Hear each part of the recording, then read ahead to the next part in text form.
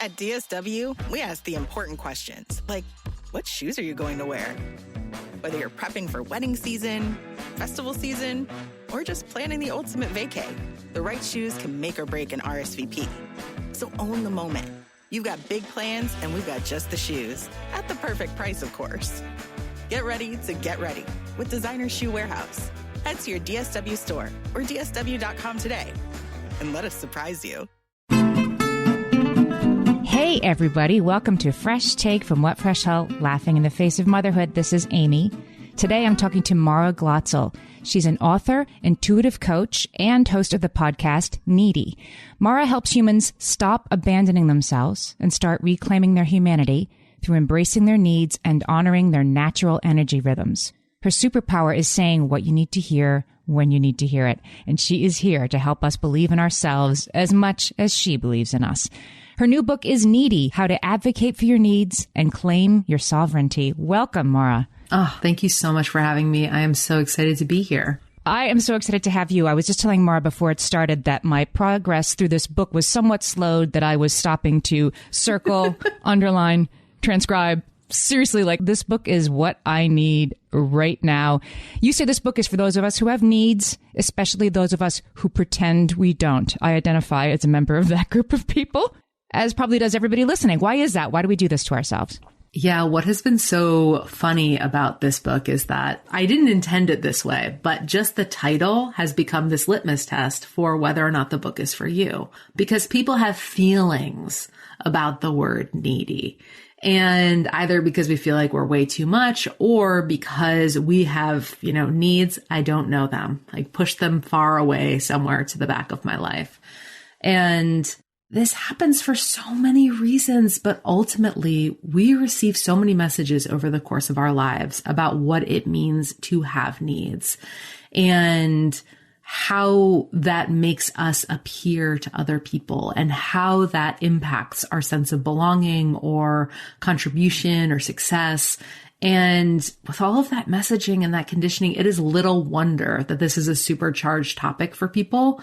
I think especially for moms, it's really hard to prioritize your needs as a mom. There just seems to be a multitude of messaging that is geared directly towards this idea that moms sacrifice themselves, and that's what it means to do a good job. And if you're not doing that, you're not a good mom, which is so painful. The needs that you prioritize are the needs of everybody around you, and everybody always needs something, right? And that is what being a mom is, to start worrying about other people before yourself. I'm thinking about like the Easter Sunday when my kids were little. I had 3 kids under 5, and like I get them all in their cute outfits for Easter Sunday, and I have nothing that fits because I'm in, the postpartum time where none of my clothes fit me, and hadn't thought about what I was going to wear to church on Easter Sunday. It's a small, but that's it, right? It's like that all day, every day. Yeah. Or what am I going to eat? What am I feeding myself? Am I just eating things off of my kids' plates or, Yeah, that's being a good wife, mother, sister. That's the point you make in the book, right? That's part of the assignment, is to self-abnegate like that. Yeah.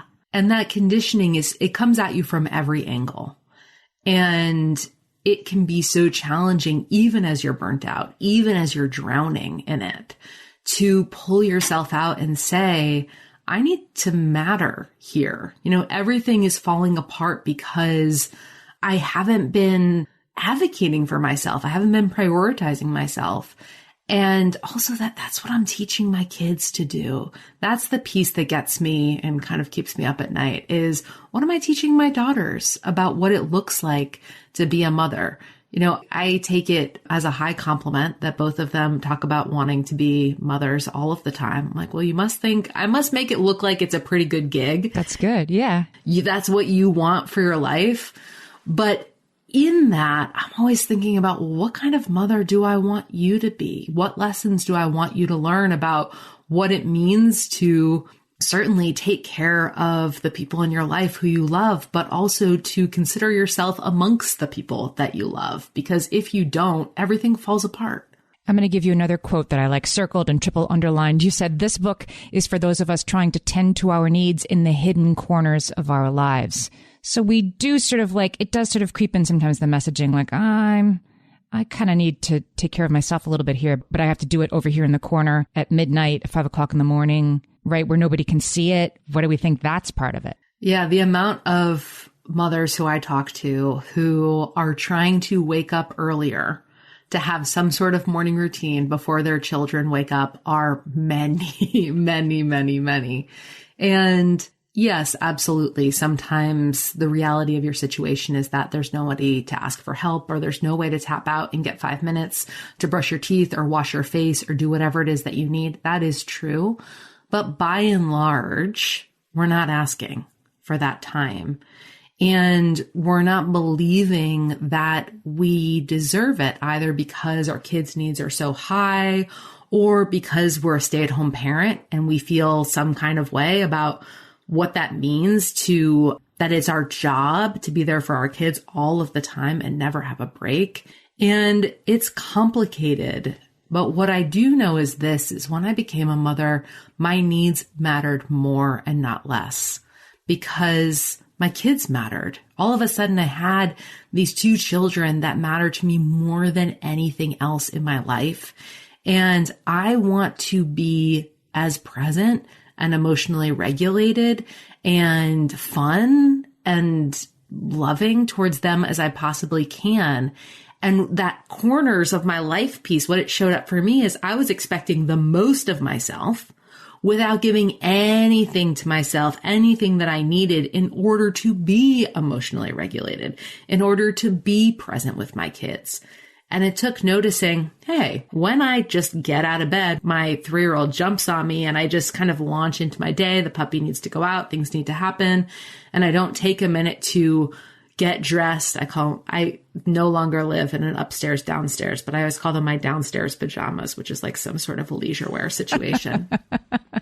But to get dressed and like put on a bra, all of these things dramatically impact my capacity to be patient and present with my kids then in that time before they go to school.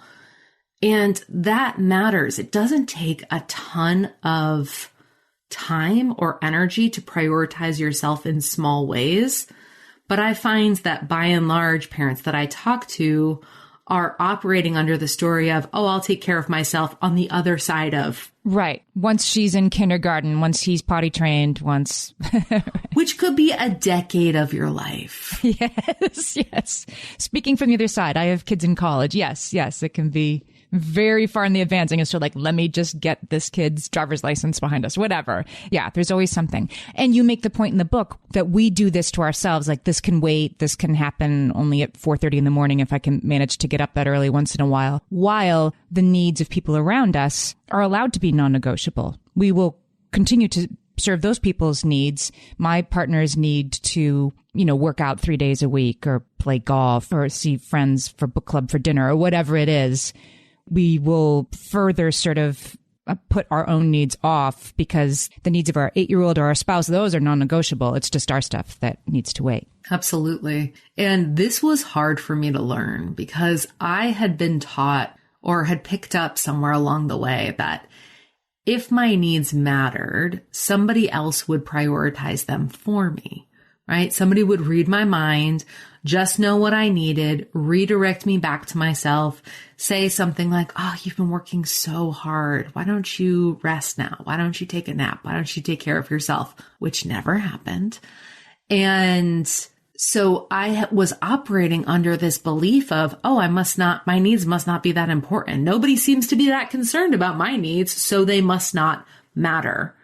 While not realizing that I needed to be the advocate for my needs. I needed to be the driving force, and I needed to be the person that when I said I was going to do something for myself, I was the one who decided what was non-negotiable. Because what I was doing was saying, oh, I'll do that later, or, oh, it's not that big of a deal, or, oh, until that overwhelming crush of a feeling that I haven't done anything that I said I was going to do. I've gone completely unattended to, and everyone else is just taking me on my word. If I say it's okay, that's my job. That's my boundary to say what is okay and what's not. And it's not somebody else's job to say, hey, Mara, you said you were going to do that thing for yourself. Now's the time. Right. Even though I was doing that for other people, right? That was another piece where I could reclaim some energy around. It's not my job to be my partner's boss. It's not my job to make sure that they're getting their self-care in or whatever it is that I'm micromanaging. My job is my care. My job is my needs. And whether or not I'm pushing them to the side is an inside job. So the book starts, Mara, with your partner sort of saying to you in this aha moment, like, you need to ask for the things you need. Your partner is saying, I'm going to need these, to get these dozen things done in the next 2 weeks. And I'm paraphrasing here. And you sort of like, well, what about me and my needs? And your partner's like, well, what about you and your needs? Like, show up, name them, own them. And that was when you realized that you needed to start doing this work. Do I have that right? Yeah. In that moment, I was so mad. And well, because what was happening was that I had never been pressed up against the edges of my life in such a way that I couldn't just deal with it. Up until that point before I had children, I had more corners to tend to myself in. Then all of a sudden I had this 5-week-old baby. I had a really long and challenging birth that I was healing from, and a whole host of postpartum mood stuff going on.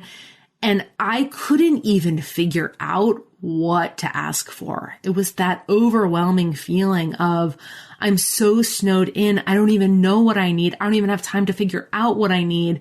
I need you to help me. And my partner saying to me that, you're always saying it's fine. Obviously, it's not fine. So, what do you want? What do you need? And for me, the realization that I had been expecting and anticipating that somebody else would do for me what I was unable or unwilling to do for myself was a tough pill to swallow, but was medicine that I needed to come into right relationship with myself and to change the way that I was showing up. And this was uncomfortable. I mean, that conversation was great, but I will say that subsequent conversations with my partner around me asking for what I needed haven't gone as well because, it turns out they were really benefiting from me doing all of the things all of the time. And once I got to the understanding of, oh, this isn't great for me. And also not all of these things are my job or my responsibility. So here you go. Here's your stuff back. It was uncomfortable, but I think that time is so necessary. And when we come into right relationship with ourselves and take responsibility for our needs, people can trust us. Because when we say yes, we mean yes. When I say I have the capacity and interest to do that, I'm definitely following through. And before, when I was operating in that people-pleasing way, I was saying yes all the time. And I mostly came through, but at my own expense, and then ultimately would burn out. And it was this roller coaster ride. Yep. We're talking to Mara Glatzel. She is the author of the new book, Needy. We'll have much more about this when we come back. Hellions, it's time for some spring cleaning, and I don't just mean the coat closets. Doing your financial spring cleaning can actually be super easy when you let Monarch do your financial spring cleaning for you. One dashboard that gets your entire financial life organized. No more clutter, no more mess, no more logins scattered everywhere, just accounts, investments, property, and more, all in one place. Get your first year of Monarch for half off, just $50 with promo code FRESH. Monarch allows you to look not only at what you've already spent, but also to plan for the future. With Monarch, you can set savings goals, plan for big purchases, and notice spending trends before they become a problem. I can generate cash flow reports that show me what we spent this quarter, this month, what we're probably going to spend next month, and feel prepared, organized, and knowing how to plan for the future. No more surprises and a lot more clarity. Try Monarch. Use code FRESH at monarch.com to get your first year half off at just $50. That's 50% off your first year at monarch.com with code FRESH. My favorite skincare products actually feel more like self-care, like they're so nice to put on and they smell so good that I'm actually happy when I get to that part of my day. And I swear that is how I feel about Osea's anti-aging body balm. Amy, you are usually the lotions and potions queen on this podcast, but I have to say, hard agree. Osea's anti-aging body balm is a liquid silk body balm that combines the lasting hydration of a lotion with the firming power of a serum, leaving skin smoother and firmer. This body balm is clinically tested and designed to deliver visible results you can see and feel. So we've gotten to use this product for a couple of months now, and I swear I have really noticed firmer and smoother skin, like on the back of my hands. It's like getting a mini spa treatment from head to toe. Get a spring-worthy glow with clean, clinically tested skincare from Osea. And right now, we have a special discount just for our listeners. Get 10% off your first order site-wide with code FRESH at OseaMalibu.com. That's 10% off your first order with code FRESH at OSEAMalibu.com. Amy, when I'm having a good hair day, it usually makes my whole day better. And that's why on every day, I'm taking Nutrafol. Nutrafol is the #1 dermatologist-recommended hair growth supplement brand. And it's the #1 hair growth supplement brand personally used by dermatologists. Nutrafol's hair growth supplements are peer-reviewed, NSF certified for sport, and clinically tested. Nutrafol offers multiple formulas for men and women tailored to different life stages and lifestyle factors, so you get support that's actually right for you. Adding Nutrafol to your daily routine is easy. Order online, no prescription needed, with automated deliveries and free shipping to keep you on track. Let your hair be one less thing to worry about. See visibly thicker, stronger, faster-growing hair in 3 to 6 months with Nutrafol. For a limited time, Nutrafol is offering our listeners $10 off your first month subscription and free shipping when you visit Nutrafol.com and enter promo code LAUGHING. That's Nutrafol.com, spelled Nutrafol.com, promo code LAUGHING. I want to follow up on something you were saying at the end of the first segment, Mara, that this is something else that I circled that you wrote in the book. Moments that are uncomfortable or challenging as you start to show up for what you need and name it. Moments that are uncomfortable or challenging doesn't mean that you're doing anything wrong. It isn't time to turn back, time to go back to the way things were. You need to partner with yourself in the discomfort. I loved this. Can you say more about that? Yeah, I'm sure I'm not alone in learning to read my discomfort as meaning I took a wrong turn somewhere. I, need to go back. I need to read another book or listen to some podcasts. I need to just, reformulate how I'm doing things. And so I was stuck in this start, stop pattern because change is uncomfortable. And when you're trying to approach your life in a different way and you're trying to ask for what you need, when you're trying to receive what you've asked for, these are new skills and they are guaranteed to be uncomfortable. And a lot shifted for me when I was able to ask myself, to get curious, what do I need when I'm uncomfortable? Instead of stopping and pulling back and starting again, to really meet myself in that discomfort and say, hey, this makes perfect sense. Doing something new or for the first time is uncomfortable. Doing something the first couple times that you've been well conditioned not to do is very uncomfortable. What supports you when you're feeling uncomfortable? And maybe that's talking to a friend about it or writing in a journal or taking a shower or going to therapy. The multitude of supports are many, but giving yourself what you need in that space of discomfort instead of walking it back. Because I think for so many of us, we ask for what we need and it is so uncomfortable that we want to take it back. We wish we didn't say it. I remember the first time that I really did this. Again, my oldest was a baby and I had been getting up and doing all of the night everythings. And there was just this one night where it was like I had fed her and fed her and fed her and she was just didn't want to go to sleep. And I was so tired. And I woke my partner up and, said, she has everything that she needs. Can you just be with her for a little bit of time? I'm so tired. And they, of course, said yes, not a problem. But I was lying there in that bed, perfectly awake, totally awake, the baby's screaming, just running myself through this process of why did I ask? Why did I bother them? Why couldn't I have done it? Why, wanting to take it back. And I remember that moment so clearly. I had my hands kind of like stuck underneath my legs and was just willing myself to stay there and receive what I had asked for. Because that's surprising for us. I think we want things, but then when it comes to receiving them, receiving can be uncomfortable too. Mm-hmm. And that also takes practice. So there is this tandem piece of asking for what you need and then being in the space after. Being with the discomfort of allowing somebody to do something to support you. What's the difference between something that you need and something that you want as you start to articulate, what are my needs? So I like to think about a need as something that you require in order to exist or thrive in your relationships, including your relationship with yourself. And something that you want is something that you desire in order to exist and thrive in your relationships. And it is easy to try to put these into a hierarchy and say, well, I have about this much time. So, what's going to give me the biggest bang for my buck? That's the thing I got to go for. The biggest need fulfillment in these next 15 minutes, right? Yeah. But that actually what I find is that what is most satisfying is when those two pieces work in concert with one another, where the need is the what and the want is the how. Okay. So say what I need is breakfast, just for a really simple example. What I need is breakfast.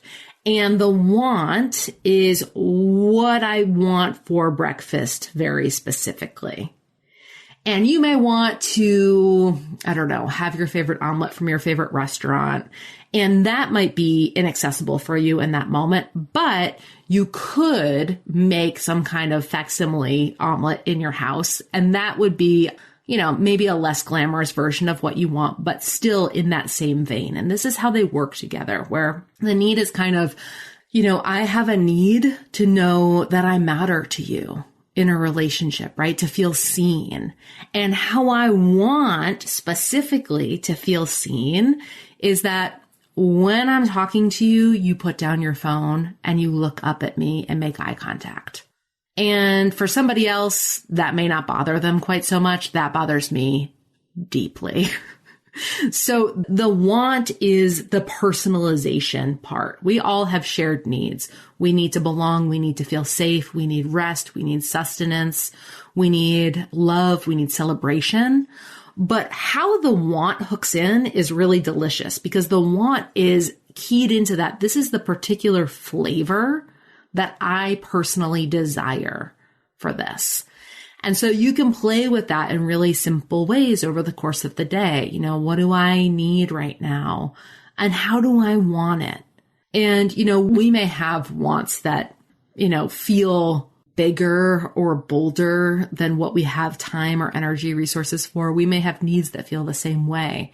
This work is not about getting all of your needs met all of the time, but it is about allowing your needs to have a soft landing place inside of you and to acknowledge, hey, I have a myriad of needs and I'm going to do my best. There are going to be seasons of your life. Look, I have, as I said, a 3 and a 6-year-old. There are needs that I have that are not going to be met right now because my house is chaotic and it's full and I have a puppy and there's all of these different things going on that the circumstances won't be the same in 4 or 5 years. So not all of our needs are accessible, but I think we may have this habit of shutting ourselves down or self-censoring or judging our needs as they arise because they're inconvenient. And we can do such beautiful healing work in our relationship with ourselves to even put things into context and say, hey, yeah, I have a need for going away with my spouse for a week to reconnect and, have an experience, an adventure. That is not going to happen right now. So what is possible within the context of my life right now? How can I have, maybe thinking about it on a dial, a smaller portion that's still in that same vein of what I'm desiring? So Mara, you have a quiz on your website. We'll put the link in the show notes for this because I took the quiz. If you're I know I have needs, but I need more sleep. Besides that, I'm not sure what they are. So you take this quiz. It's very fun to walk through. And it gave back to me that I needed sustenance. And I think there's safety, there's connection, there's several different answers you can get. Is this like a love language? Like I'm always going to be the kind of person that will probably need sustenance. And by the way, when I took this quiz and I looked at this, this resonates. This is definitely a path I could walk down and learn a lot about myself. Am I a sustenance kind of person? Or is it again, like this season of my life is sustenance. And then 5 years from now, I could be a person who really needs to explore my need for connection. Does it kind of change? Our needs do change over the course of our lives. And also, some things remain the same. I think that aspects of our needs are more up depending on where we are and what's on our plate. But for me personally, sustenance is a core need of mine. 99% of my problems can be solved by having stable blood sugar. That is a fact that I've learned about myself. And that remains true over the course of my life. I am hypersensitive to swings in my blood sugar. And that makes, my relationships are going off kilter. My mood's all over the place. Now my work is affected. Now my regulation with my kids is affected, right? So there is this thread for me that if there's only one thing I can pay attention to, it's how and when I'm feeding myself. And I can know that by and large, by just doing that one thing, I am taking care of myself in a multitude of ways. For some people, it's a high sleep need. For other people who are really extroverted, it's a feeling of connection. And that doesn't mean that we don't all have all of these needs, because we do.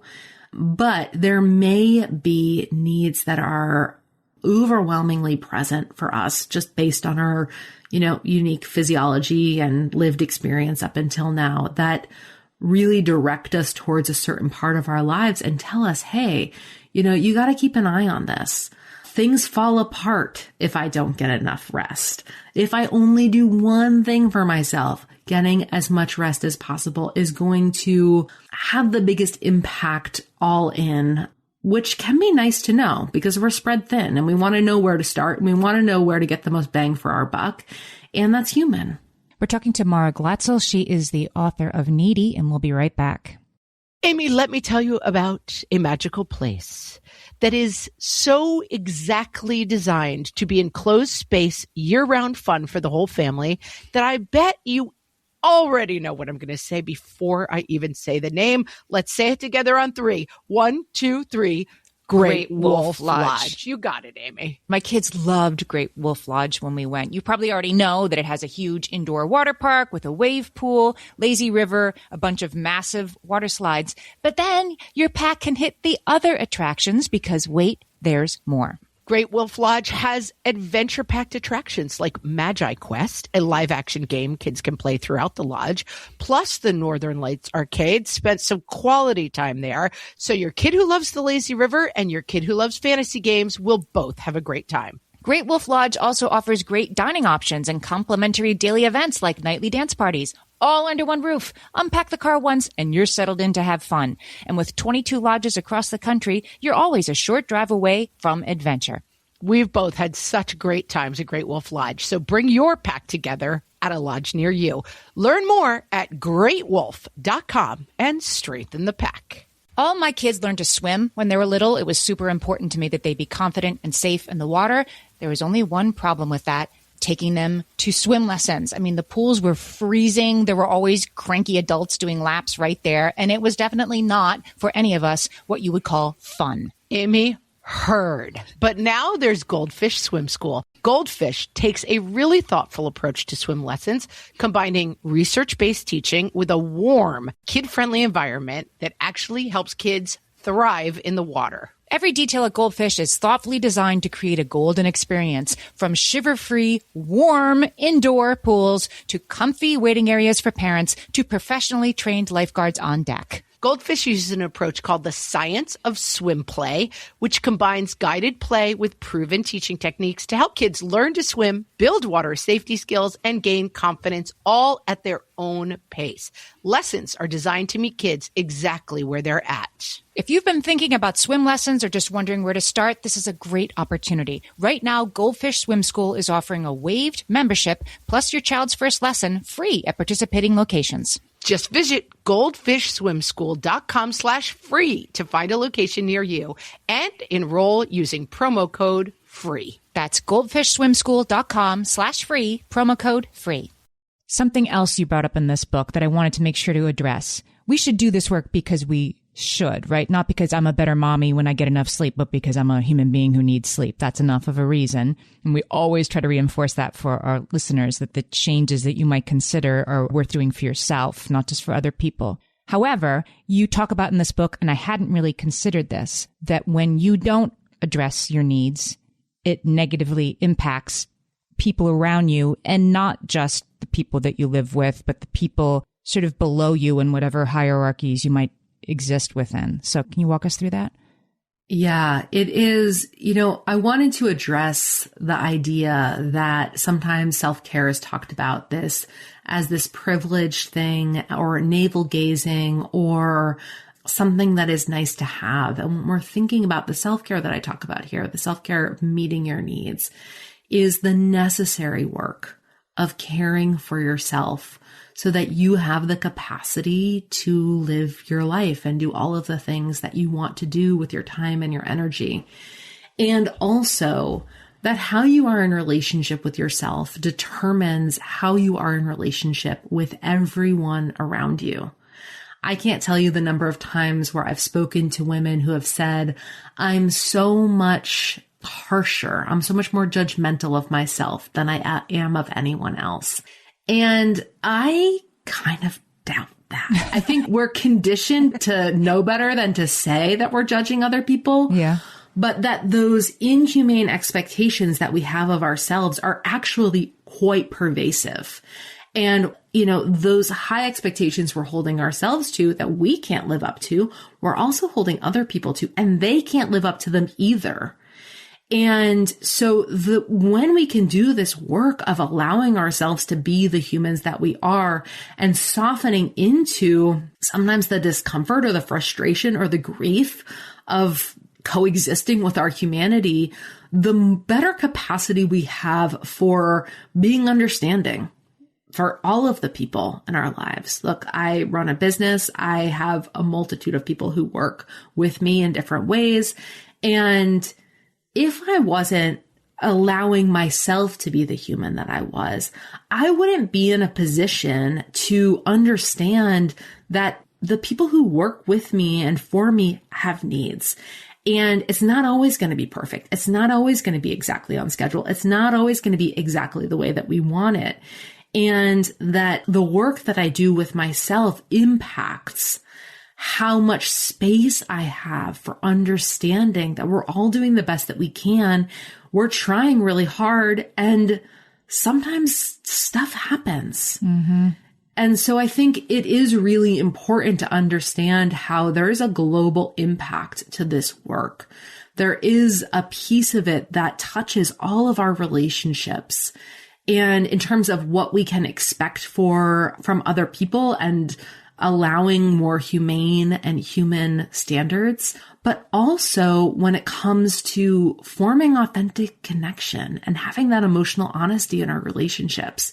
If we're not willing to be emotionally honest with ourselves about what we want and need, it's impossible to do that in our relationships. And we all want to be known, and we want to be seen, and we want to be loved for exactly as we are.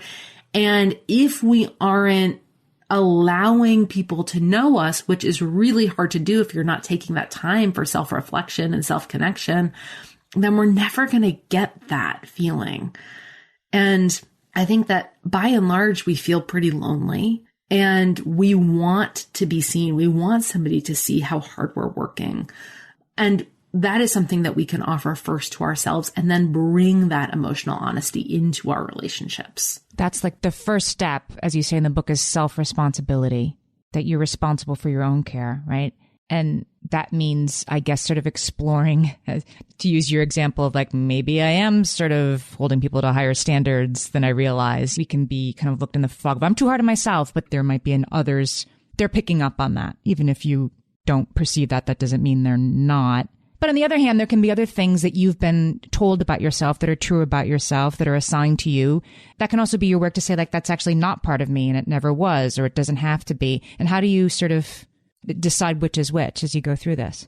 So I think that there is a certain amount of work that's associated with building an authentic relationship with yourself. There's some unlearning that has to happen, and there's some learning that has to happen. And they're sort of happening at the same time. Mm-hmm. And when it comes to that unlearning, we all, being humans who are growing up and being raised inside of a patriarchal and white supremacist structure, we are learning things about ourselves.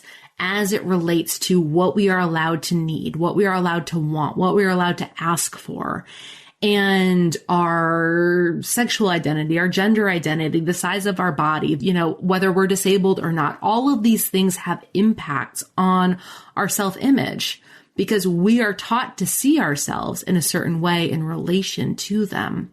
And then that impacts what we understand that we're allowed to ask for.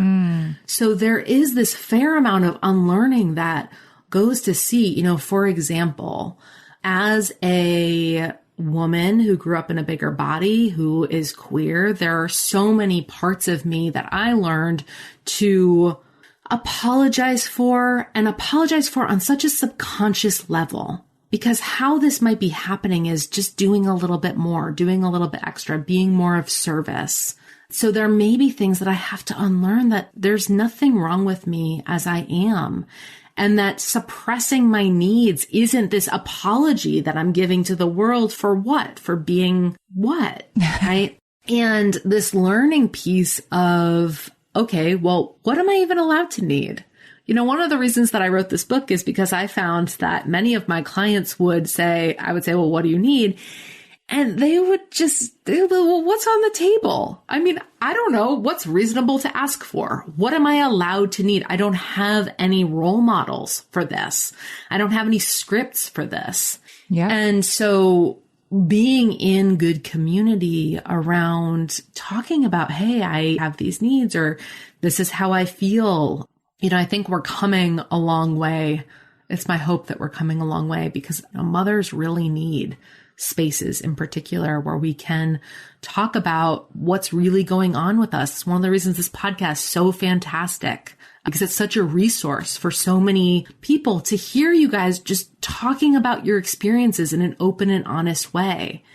And the more that we hear people talking about what they need in an open and honest way, the more that we have this format for, well, it's not too much to say, hey, after we have a fight, can we have a moment of repair?